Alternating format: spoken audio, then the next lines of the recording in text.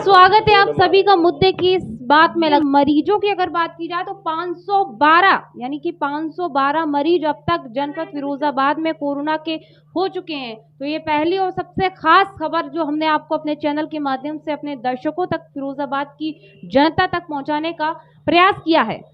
अब हम बात करते हैं विधानसभा चुनावों पर, क्योंकि चुनाव का दौर चल रहा है। तमाम राजनीतिक पार्टियां तैयारियां कर रही हैं। भैया, आप जानना चाहेंगे कि युवा नेताओं की राय क्या है, युवा नेता क्या चाहते हैं। युवा नेता जो है वो समाज की कड़ी है। युवा कार्यकर्ता वो कार्यकर्ता है, मैं आपको बता दूं, जो मेन और मुख्य कार्यकर्ता होता है। विधायक की बात की जाए, मुख्यमंत्री की बात की जाए, इनके पद आते जाते रहते हैं, लेकिन कार्यकर्ता हमेशा जिंदा रहता है, क्योंकि किसी भी पार्टी का कार्यकर्ता के ही बदौलत पार्टी आगे बढ़ती है, पार्टी में मजबूती आती है। तो आज यहाँ पर तमाम अपने अपने संगठनों से बैठे हैं युवा कार्यकर्ता, युवा नेता। तो शुरुआत करेंगे इनसे और जानेंगे। सबसे पहले मैं आपको परिचय करा दूं, समाजवादी पार्टी, चूंकि आपने देख ही लिया होगा, लाल टोपी से आप अंदाजा लगा सकते हैं। वहीं कांग्रेस से भी हमारे साथ बैठे हुए हैं युवा कार्यकर्ता, युवा नेता। लड़की हूँ, लड़ सकती हूँ। तो शुरुआत करते हैं। सबसे पहला सवाल, क्योंकि अभी की अगर बात की जाए, हालात जो हैं वो बीजेपी और सपा में घमासान एक टक्कर जो हमें देखने को मिल रही है, क्योंकि खुद राष्ट्रीय अध्यक्ष समाजवादी पार्टी के युवा हैं।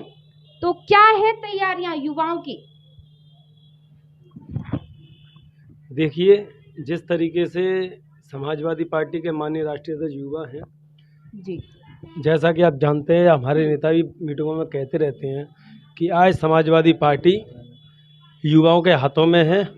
और हम लोग समाजवादी पार्टी को युवा पार्टी भी कह सकते हैं। सबसे ज़्यादा युवा समाजवादी पार्टी हो, क्योंकि माननीय राष्ट्रीय अध्यक्ष सहित कई नेता, चाहे आप लीजिए हमारे फिरोजाबाद के माननीय पूर्व सांसद जी, वो भी युवा हैं।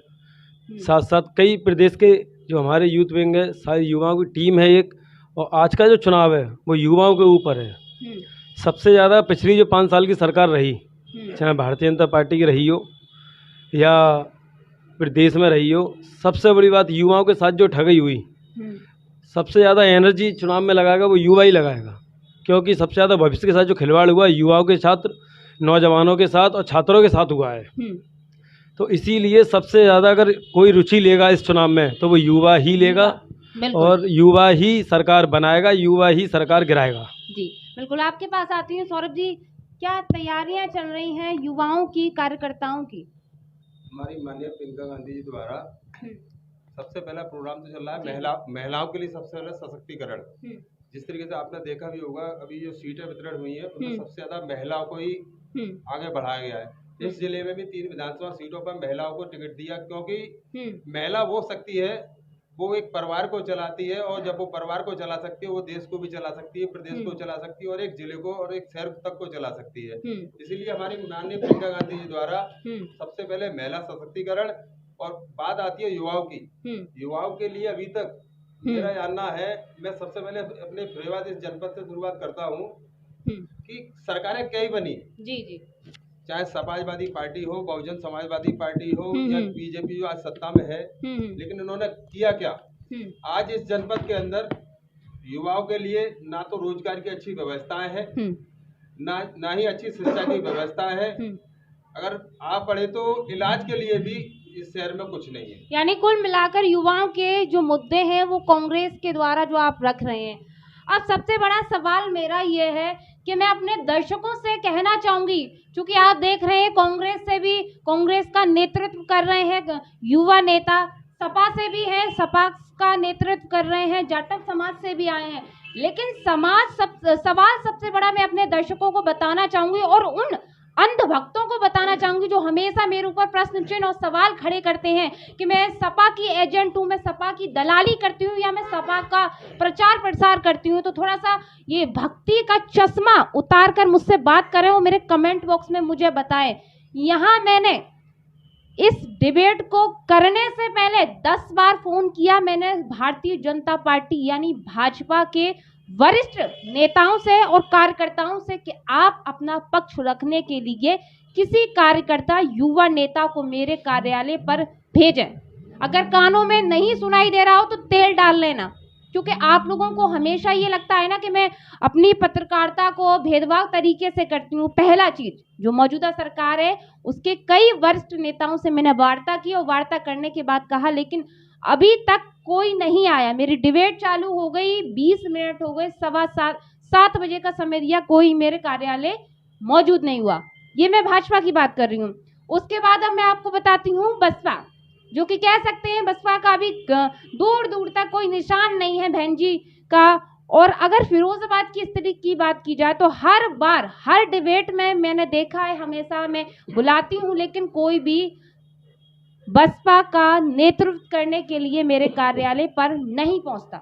उनके पास भी मैंने 20 बार फोन किए। तो अब आप मुझे बताइए कि मेरी पत्रकारिता में भेदभाव है या मैं चश्मा पहनकर या सपा की एजेंट बनकर पत्रकारिता कर रही हूँ? मेरे दोस्तों, मुझे इस चीज का, मेरे सवाल का जवाब जरूर दीजिए। आखिरकार क्यों वो कैमरे के सामने नहीं आते हैं? क्यों अपनी बात को नहीं रखते हैं? जब जो नहीं आएगा मैं उसको कैसे दिखाऊंगी? सपा का यहाँ उपस्थित है, कांग्रेस का यहाँ उपस्थित है, जाटा समाज से। अब मैं अपने जो मेरे यहाँ नेता युवा हैं आपसे शुरुआत करती हूँ। जी, जैसे आपने बोला कि बीजेपी वाले क्यों नहीं आए, इसका कारण सबसे बड़ा मैं बताऊंगा। उत्तर प्रदेश जो सरकार बनी हुई है, छात्र जो मंत्री के यहाँ घर बैठे हुए, शायद अभी भी बैठे होंगे, बीएड की परीक्षा दे चुके हैं, एमएड की परीक्षा दे चुके हैं, बेचारे लाठी डंडे खा रहे हैं। वो कह रहे हैं नौकरियां दो। उन्होंने काम 97,000 नौकरियां देंगे, लेकिन 97,000 छोड़ो, 13,000 नौकरियां भी नहीं निकाली। आज बेचारे डंडे खा रहे हैं। इसके कारण वो अपने मुंह छुपाए सत्ता के लोग फिर रहे हैं। यही वजह है युवा नेता भाजपा का यहाँ सबसे बड़ा कारण है युवाओं के लिए ने कुछ काम नहीं किया और इसलिए उन्हें बोलने का कोई भी राइट नहीं है। उन्हें पता है हम क्या बोलेंगे युवाओं के बारे में, इसलिए अपना मुंह छुपा रहे हैं। क्या युवाओं पे ये सरकार कह सकते हैं मतलब खरी नहीं उतरी? सरकार ने कहा था हम 2 करोड़ नौकरियों का वादा करते हैं, जो मेरे गांव जाकर चौपाल के माध्यम से जनता से, युवाओं से जाना। क्या यही वजह है कि आज युवा नेता यहाँ नहीं बैठा? देखिए, ये जो वजह है वो तो मैं बता ही रहा हूँ, लेकिन थोड़ा सा हमारे मित्र हैं उनकी बात का जवाब दे दूँ। लंबे समय बाद मुलाकात हुई है, हो सकता है बाहर रहे होंगे जी, लेकिन इतने लंबे समय से बाहर नहीं रहे कि जिस समय सरकारी ट्रामा सेंटर समाजवादी सरकार में बनना था उस समय शायद तो यहीं होंगे। ये इलाज की व्यवस्था जो कही कि सपा सरकार में नहीं हुई, अन्य पार्टियों की तो होती रहेगी। साथ ही साथ उस समय बाहर नहीं होंगे जिस समय मेडिकल कॉलेज दिया समाजवादी सरकार ने, उस समय भी बाहर नहीं होंगे जब 100 सैया अस्पताल दिया समाजवादी सरकार ने, उस समय भी बाहर नहीं होंगे जिस समय 108 102 एम्बुलेंस दी समाजवादी सरकार ने, उस समय भी उत्तर प्रदेश में होंगे। मोहन जी, मेरा सवाल ये है कि आखिरकार युवा नेता मेरे मंच पर क्यों नहीं आया? एक्चुअली युवा नेता बीजेपी के, अन्य पार्टी के आपके मंच पर इसलिए नहीं आ रहे हैं क्योंकि युवाओं ने 5 साल डंडे खाए हैं। युवा जितने पढ़े लिखे विद्यार्थी थे, अभ्यर्थी थे, जो नौकरी चाहते थे, बेरोजगार थे, उन्होंने 5 साल लखनऊ की सड़कों पे डंडे खाए हैं। अगर वो डंडे खाएंगे तो अब युवा को बताएंगे क्या? आखिर उनकी सरकार 5 साल रही, युवा नेता रहे, तो युवा नेताओं ने अपने वरिष्ठ नेताओं से क्यों नहीं कहा कि युवाओं के लिए काम करिए, आप उनकी पढ़ाई को सुचारू करने के लिए कोई सुविधा करिए, उनकी नौकरियां दिलवाइए। जो वादा उनने 2 करोड़ नौकरियों का किया था वो क्यों नहीं पूरा हो पाया? ये पूछने का हक एक कार्यकर्ता का होता है अपनी पार्टी के नेता से। वो पूछ नहीं पाए, वो दबे रहे, जिसका विस्फोट ये हुआ कि निकल के अब लोग भाग रहे हैं। क्या मानते हैं आज मेरे मंच पर बसपा से और मौजूदा सरकार भारतीय जनता पार्टी से एक भी युवा कार्यकर्ता या नेता यहाँ पर मौजूद नहीं है? इसका बड़ा कारण क्या है? देखिए, मैं आपके आरके टीवी चैनल का बहुत बहुत पहले धन्यवाद दूंगा क्योंकि एक दलित समाज की बात रखने के लिए आपने हमको मौका दिया।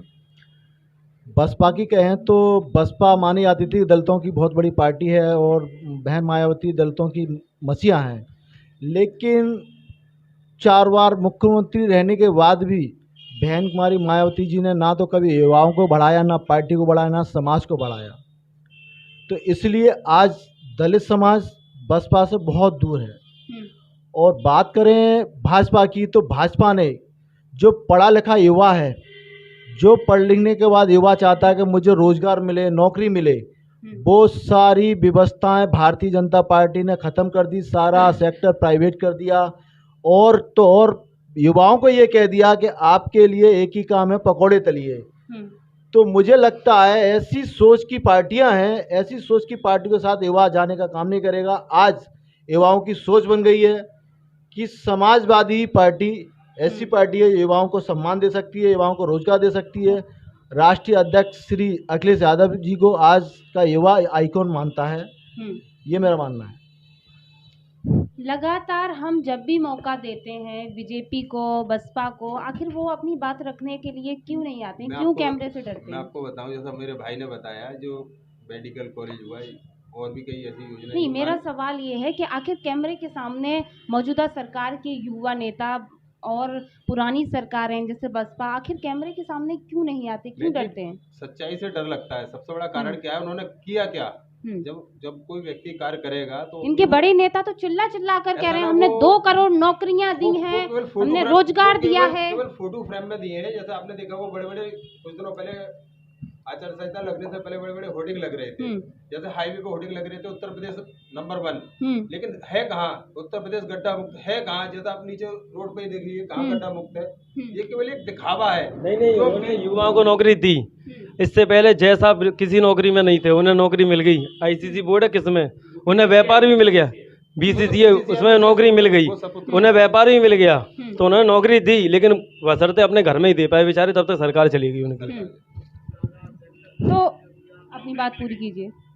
जैसा कि आपने देखा, पूरा टेक्निकल लगा है मीडिया के ऊपर। सोशल मीडिया में केवल उनको दिखावा करना है, जनता को गुमराह करना है। केवल किस बात पे? मंदिर और मस्जिद के नाम पर। उन्हें युवाओं से कोई मतलब नहीं है। उन्हें मतलब है केवल हमें कुर्सी से मतलब। अगर उन्हें युवाओं से मतलब होता, इस चुनाव जैसे समय में उन्हें जनता की चिंता होती। ये चुनाव इस समय नहीं होता। उन्हें केवल ये चिंता होती कि हमें जनता को कैसे बचाव करना है, लेकिन उन्हें चिंता है चुनाव की। इसलिए आज चुनाव हो रहा है। जनता, आज आपने बताया कि कोरोना के 150 से ऊपर मरीज हो गए हैं, लेकिन इसका दिक्कत सबसे ज्यादा किसको आएगी? आम जनता को। लेकिन सरकार को आम जनता से सबसे बड़ा कारण है यहाँ के जो जनप्रतिनिधि बने, सरकार बनी, उन्होंने यहाँ युवाओं की बिल्कुल बात नहीं रखी। ना मजदूरों की बात रखी, ना ही युवाओं की रखी, ना ही व्यापारियों की बात रखी। केवल शून्य पर छोड़ दिया। आपने देखा कोरोना काल में ही वैसे चिप्स की फैक्ट्री तो आप भी लाने वाले थे। चिप्स की फैक्ट्री कारण मैं बताना चाहूंगा, चिप्स की फैक्ट्री लगती, ये बशर्ते लगती, मंजूर केंद्र सरकार से थी, लेकिन हमारे यहाँ बहुजन समाजवादी पार्टी की सरकार थी। उन्होंने जमीन ना देने के कारण यहाँ चिप्स की फैक्ट्री नहीं लगी। वो एक बात आरोप क्यों नहीं लगाया कि जमीन नहीं दे रहे हैं ये लोग? देखो, सत्ता उत्तर प्रदेश में है। हमने 22 महीने में एक्सप्रेसवे बना दिया, क्या 5 साल में ये चिप्स की फैक्ट्री नहीं लगा सकते थे? उत्तर प्रदेश में सरकार बहुजन समाजवादी पार्टी की थी। अब मैं उस समय आरोप क्यों नहीं लगाया कांग्रेस ने कि ये रोकना चाहते हैं आपका विकास? ना पूरा आरोप लगा। देखिए, मैं याद दिला दूं आपको छोटा सा एक वाक्या। समाजवादी सरकार ने जब मेडिकल कॉलेज दिया, सरकार बदली, तो मुख्यमंत्री जी ने उस समय हमारी ग्रांट रोक दी मेडिकल कॉलेज की। उसी समय तत्कालीन समाजवादी पार्टी के सारे नेताओं ने प्रेस कॉन्फ्रेंस की, आरोप लगाया कि आपने किस्त क्यों रोकी, ये तो जन कल्याण की बात थी, तो उनको किस्त देनी पड़ी। हमने लोगों की आवाज उठाई, आखिर आप क्यों चुप रहे? आपको थोड़ा सा लगता है? बिल्कुल आएंगे आपके पास, सौरभ जी आएंगे। ऐसा हमेशा लगता है समाजवादी पार्टी पे आरोप लगाए जाते हैं कि समाजवादी पार्टी में गुंडा राज है, महिलाओं की सुरक्षा नहीं होती। इस पर आप क्या कहना चाहेंगे? देखिए, गुंडा राज की सबसे बड़ी तस्वीर जो भाजपा काल में आपको दिखी, वो ना तो कभी दिखेगी, ना पहले कभी दिखी होगी। ब्लॉक प्रमुख के चुनाव में जिस तरीके से महिलाओं के साथ जो बदसलूकी हुई, उसके साथ साथ गुंडागर्दी जिस हिसाब से पुलिस ने की, उनके नेताओं ने की, तो की पुलिस ने बहुत ज़्यादा की। ब्लॉक प्रमुख का चुनाव रहा हो या जिला पंचायत का चुनाव रहा हो, पूरी गुंडागर्दी की। और आपने एक वीडियो तो देखा ही होगा, जो ब्लॉक प्रमुख का एक महिला पर्चा भरने जा रही थी, उनके साथ क्या बदतमीजी हुई। उसके अलावा गुंडाराज की बात अगर करें हम, तो जिस तरीके से अपराध बढ़े, वो बीजेपी सरकार में बढ़े। गुंडे की हद तो तब होगी जब थानों में मर्डर होने लगे। ऐसे में गुंडा राज वास्तव में चला तो भाजपा सरकार में चला। हम लोगों को सिर्फ बदनाम किया गया, हम लोगों की झूठी खबरें बनाकर फैलाया गया समाज में। लेकिन हकीकत में अगर समाज ने गुंडा राज झेला है तो वो योगी आदित्यनाथ जी, माननीय मुख्यमंत्री जी के काल में, भाजपा काल में झेला है।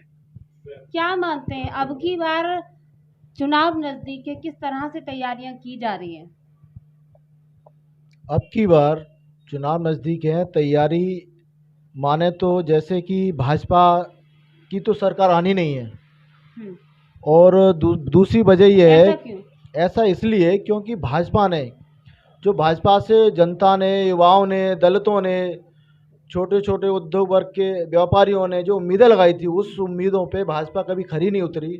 दूसरी बात एक और आपको बता दूं कि सबसे, जैसे अभी हमारे साथी साहब ने पूछा गुंडा राज की बात, तो आप जब देख लीजिए, जब बीजेपी सरकार आई है सबसे ज़्यादा गुंडा राज रहा है। और आज का भी रिकॉर्ड उठा के देख लीजिए, सबसे ज़्यादा दलितों की बहन बेटियों के साथ अत्याचार हुए, बलात्कार हुए, यहाँ तक कि उनको जिंदा तक जलाया गया, लूटें हुई। उसके बाद लेकिन मौजूदा सरकार के नेता या जनप्रतिनिधि ये दावा करते हैं कि हमारी सरकार में महिला सुरक्षित है, 12 बजे रात के भी घर से बाहर जा सकती है, उसे कोई रोकेगा नहीं, टोकेगा नहीं। ये सब झूठ है। मैं आपको बता दूं, अभी ज़्यादा कुछ समय की बात है, हाथरस से कांड हुआ था। दलित समाज की बेटी थी मनीषा वाल्मीकि, जो भाजपा के कुछ गुंडे थे, उन्होंने उसके साथ बलात्कार किया, अत्याचार किया, और ये सब कुछ करने के बाद भी उसको जिंदा जलाया जाता है। मुख्यमंत्री आदित्यनाथ योगी के देख रेख में जलाया जाता है। इससे ज़्यादा गुंडागर्दी, इससे ज़्यादा दलितों के साथ अत्याचार क्या होगा। अगर हम रोजगार की बात करें, सौरभ जी क्या मानते हैं, कितना रोजगार मिला इस सरकार में युवाओं को? रोजगार के मामले में तो सरकार पूरी तरह से विफल भी है, क्योंकि रोजगार के अंदर 2 करोड़ हर साल युवाओं को रोजगार की बात की, लेकिन हुआ उल्टा। हर साल युवाओं का रोजगार छिना। जैसा आपने देखा होगा, जो बेचारे इंजीनियर वगैरह काम कर रहे थे, प्राइवेट सेक्टर में काम कर रहे थे, उनकी तनख्वाहें घट गई। बहुत सी कंपनियों ने उन्हें निकाल भी दिया, क्योंकि वो कंपनियां बंद होने के कगार पर स्थिति पे है। यानी व्यापारिक स्थिति में तो ये पूरी तरह से बिल्कुल जीरो के स्तर पर गिर चुकी है बीजेपी। और मैं मानता हूँ बीजेपी ने अभी तक किया है, केवल मंदिर मस्जिद के अलावा उसने कुछ किया नहीं है। लेकिन क्या नौकरियां नहीं मिली सरकार? नौकरियां है कहाँ? छात्राओं नौकरियां होती है तो मैं आपको बताऊँ, आप डेली अखबार पढ़ो, छात्र बेचारे पिट नहीं रहे होते। अगर पिट क्यों रहे हैं? अगर नौकरियां दे रहे होते बेचारे पिट नहीं रहे होते। और ना नौकरियां देने के कारण डेली पेपर, जब भी पेपर होते वो लीक हो जाते हैं, क्योंकि इन्हें नौकरी ना देना पड़े।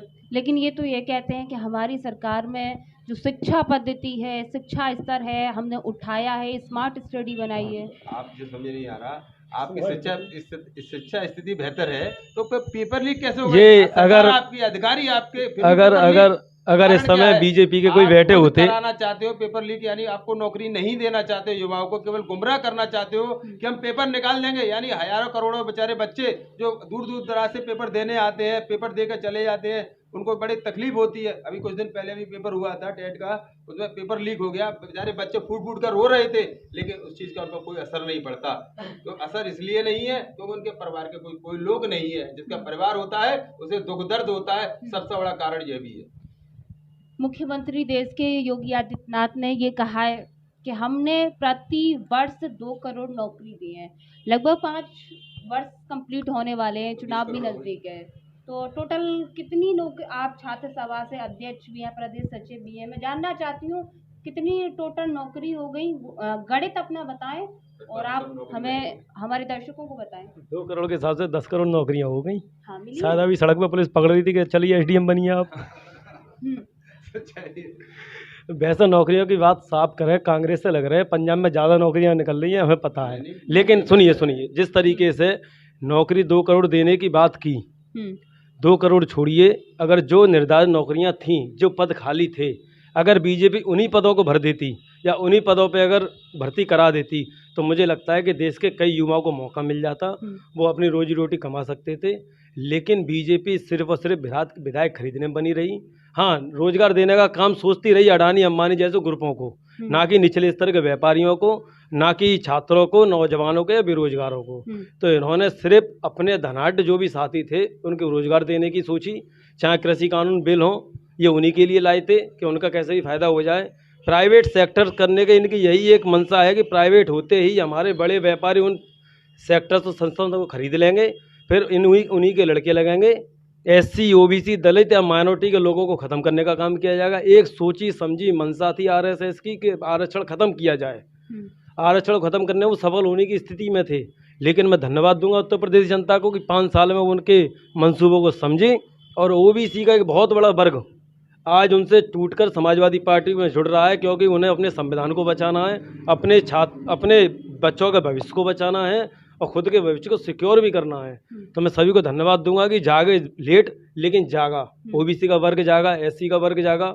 भाई साहब पूछना कि इनके समाज में जिस तरीके से फीडबैक इस समय समाजवादी पार्टी को मिल रहा है, मुझे नहीं लगता किसी पार्टी को मिल रहा होगा। अच्छा, सरकार के, हमारे देश के प्रधानमंत्री ने ये कहा था मोदी जी हैं, शायद हो सकता है वो शिक्षा नहीं पाए हों, क्योंकि उनकी डिग्रियां पता नहीं मिलती नहीं है, हो सकता है इसी कारण उन्होंने चाय बेची बताते हैं लोग।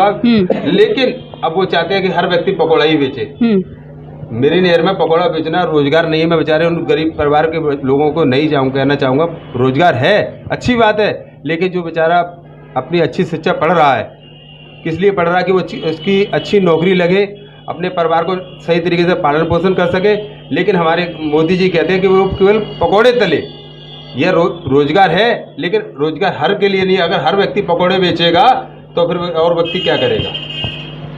तो क्या मानते हैं मौजूदा सरकार छात्राओं के, नौजवानों के, बेरोजगारों की हितैषी है, यानी ये दावा करती है हमेशा? केवल वो कहते नहीं ढाक के तीन पाक, वही स्थिति है इस सरकार की, है कुछ नहीं और बहुत कुछ दिखाने को है। यानी शून्य के बराबर स्थिति है युवाओं के प्रति। तो मेरी नहर तो यही कहती है। बाकी हमारे साथी ने भी बताया, इनका केवल कारण रहा उद्योगपतियों को आगे बढ़ाना।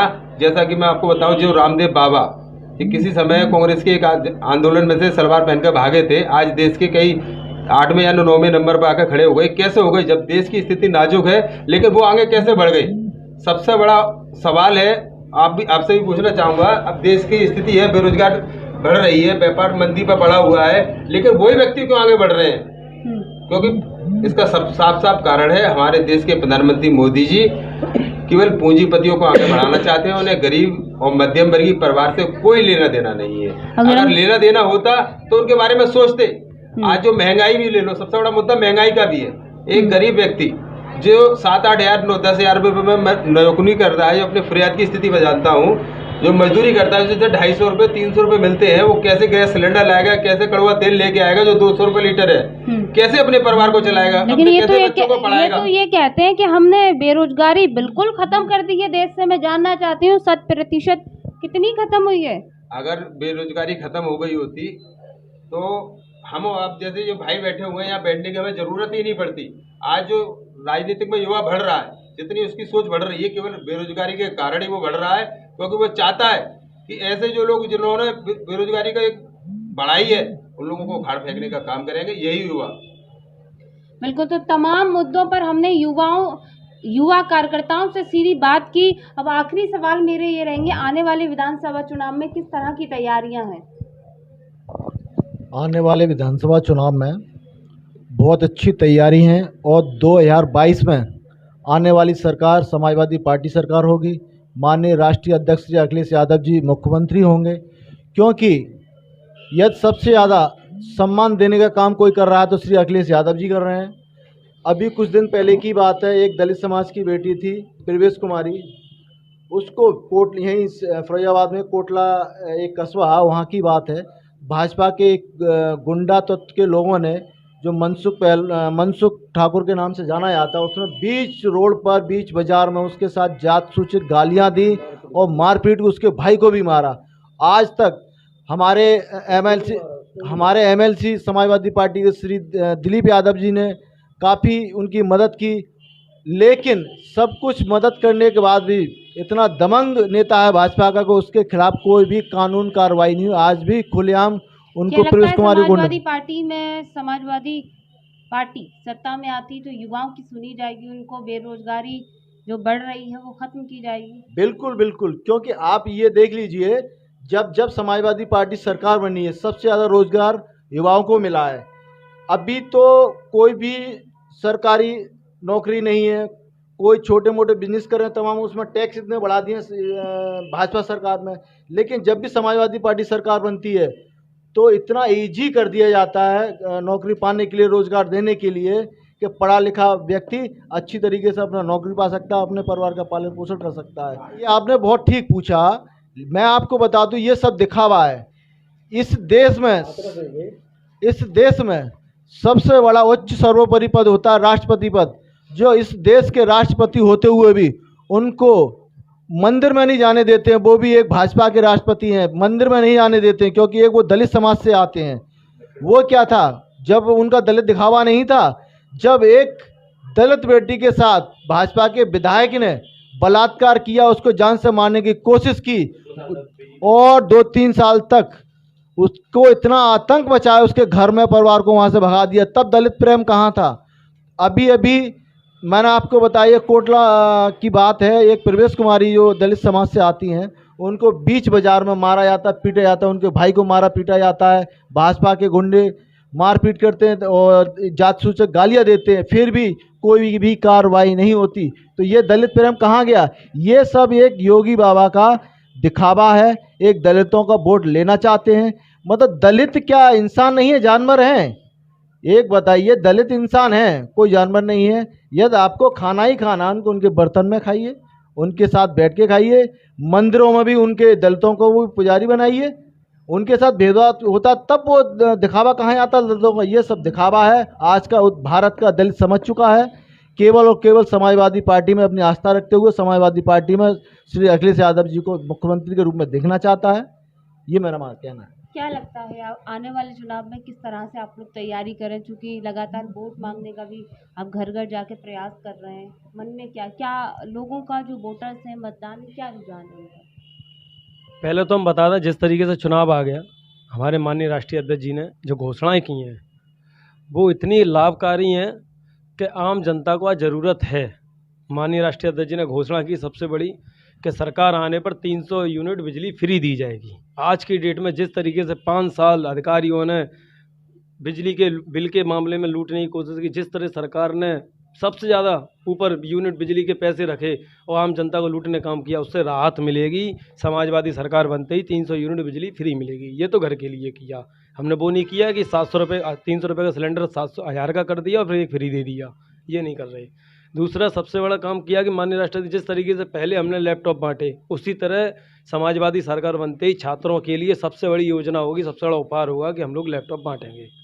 इसी तरह समाजवादी सरकार ने कई सारी ऐसी घोषणाएं की हैं, लाभकारी घोषणाएं की हैं, जिससे समाजवादी सरकार आते ही उन पर तुरंत काम होगा, पहली मीटिंग में उनके प्रस्ताव पास होंगे और आम जनमानस को सहूलियत दी जाएगी।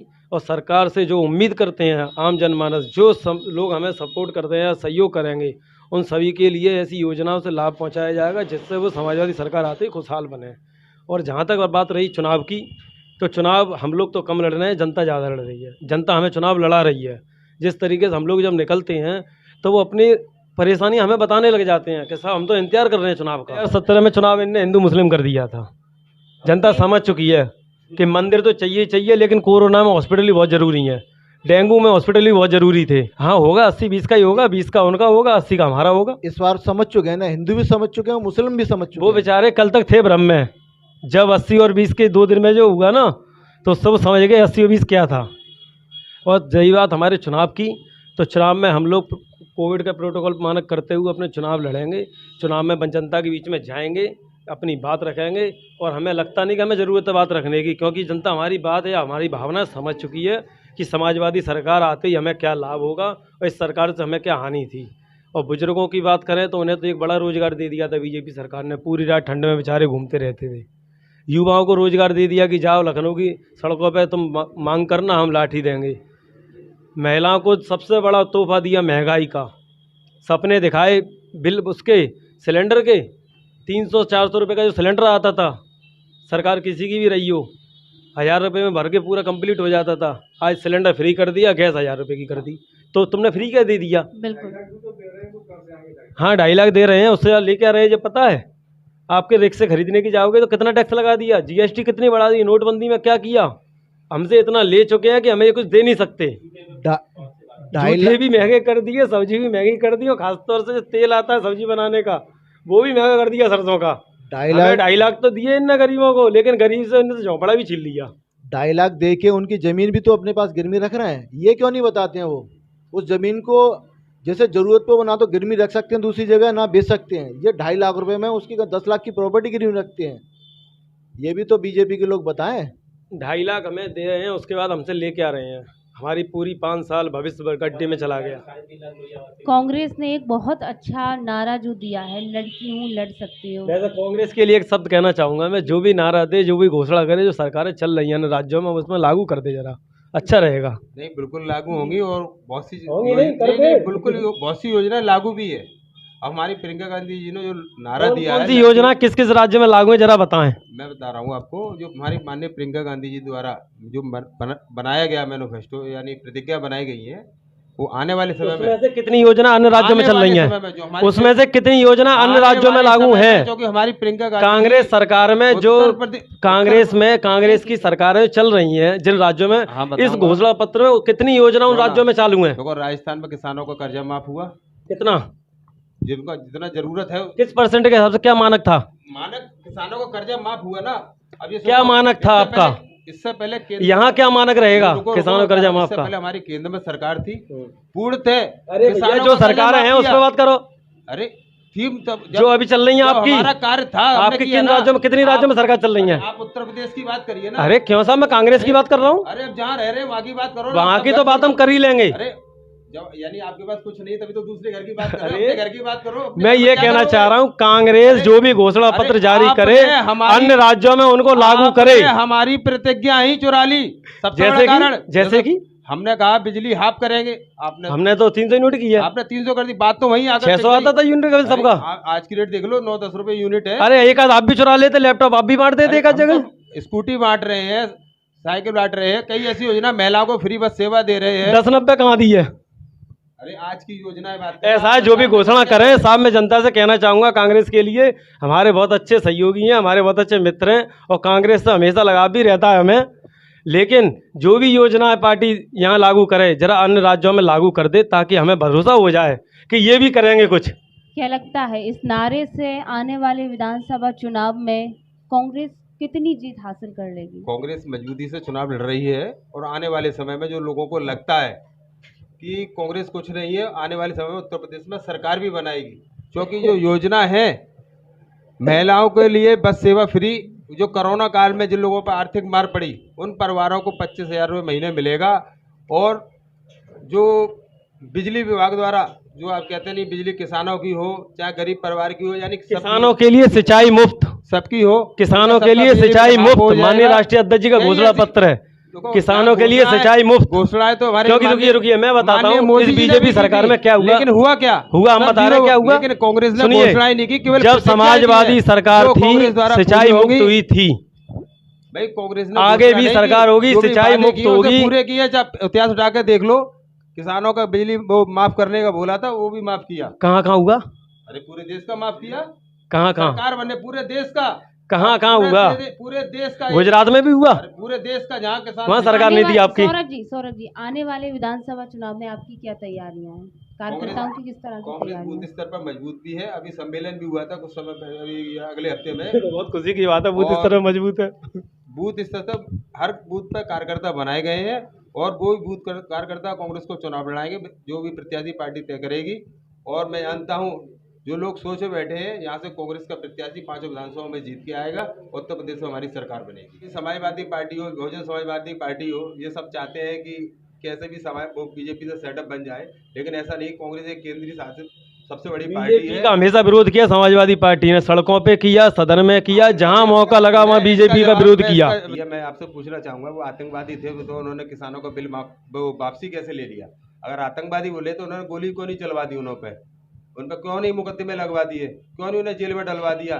कहने से कुछ नहीं होता। वो तो खालिस्तानी थे, पाकिस्तानी थे, जो भी कह सकते हो, लेकिन हमारे माननीय प्रधानमंत्री मोदी जी अगर उनके आगे झुके तो वो किसान थे और उन्होंने किसानों की बात मानी, इसलिए उन्होंने काला कानून वापस लिया। तो मैं बताना चाहूँगा आपको, आपका रूट बना मैप कोई दूसरा और आप किसी रूट से चल दो, इसकी गारंटी किसी देश सरकार की नहीं होती। फिर मैं आपको बता दूंगा, एसपीजी व्यवस्था केंद्र के हाथ में होती है, गृह मंत्री के हाथ में होती है। अगर गृह मंत्री खुद नहीं देख पा रहे, उसकी आपको जिम्मा प्रदेश सरकार पर दे रहे हैं। और सबसे बड़ा उसका सवाल और बताना चाहूँगा, पंजाब में जहाँ ये रैली करने जा रहे थे वहाँ भीड़ नहीं थी।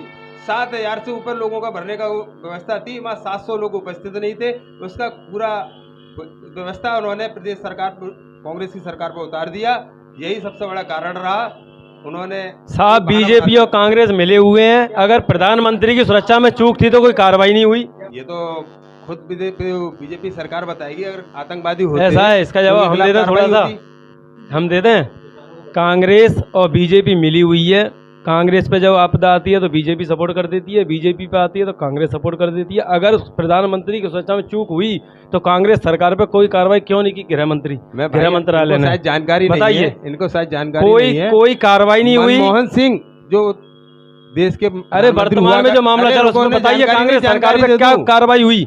मनमोहन सिंह को जेएनयू में गए कुछ थे, नहीं, कितना विरोध हुआ था उनका उसमें, और कुछ जूते भी फेंके गए थे उसमें, बेचारे ने ये नहीं कहा कि भैया मेरे संग गलत हुआ। हम इस मुद्दे पे आ ही नहीं रहे कि उसमें किसके साथ इंदिरा गलत हुआ। गांधी जी, मैं आपको थोड़ी जानकारी हम दूं। ये कह रहे हैं कांग्रेस सरकार थी, प्रधानमंत्री थे, क्यों? जिन वक्त को अपनी मृत्यु से डर नहीं होता, अगर वो देश की सेवा करना चाहता है। हमारी माननीय इंदिरा गांधी जी एक सभा को संबोधित कर रही थी, वहाँ ईंट फेंकाई हुई, उनकी नाक तक टूटी, लेकिन उन्होंने उस सभा को संचालन करने से बंद नहीं किया, ना ही अपना टुकड़ा रोया कि मेरी जान का मुझे डर लग गया। लेकिन हमारे देश के प्रधानमंत्री में दुख होता है, उन्हें अपने देश में ही डर लगता है अपनी जान का। ये तो एक सबसे बड़ा दुर्भाग्य है। और ये भाई हमारे कहते हैं कि कांग्रेस, मैं इनसे पूछना चाहूंगा, ये समाजवादी पार्टी कहाँ थी?